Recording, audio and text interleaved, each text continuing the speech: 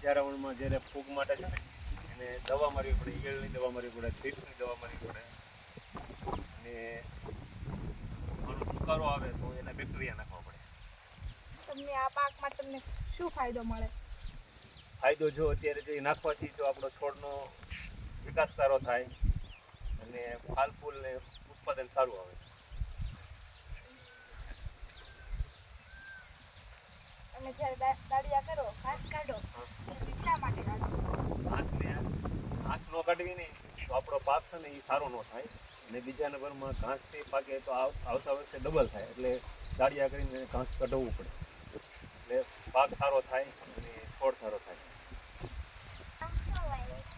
એમાં ડુંગળી વાવી છે, લાલ ડુંગળી ચોમાસાની. ખાતર કે ઉત્પાદન આપણું વધારે આવે અને છોડવાને જરૂરી પોષક મળી રહે એટલા માટે. તમે આ મગફળી વાવી છે એમાં તમે કેટલું ખાતર નાખ્યું?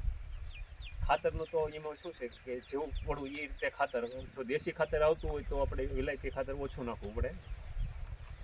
કેટલું પાણી આમાં જોઈએ?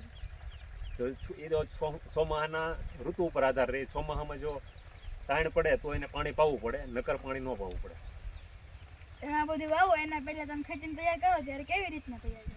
પહેલાં એને ખેડ કરી નાખવાની, પછી એના ઢેફા હોય ને ઢેફા ભાંગીને પછી ચોમાહુ પાક માટે તૈયાર થઈ જાય. તમે સમાચારમાં ક્યાં પાક વાવો? તમે ક્યાં પાક વાવો?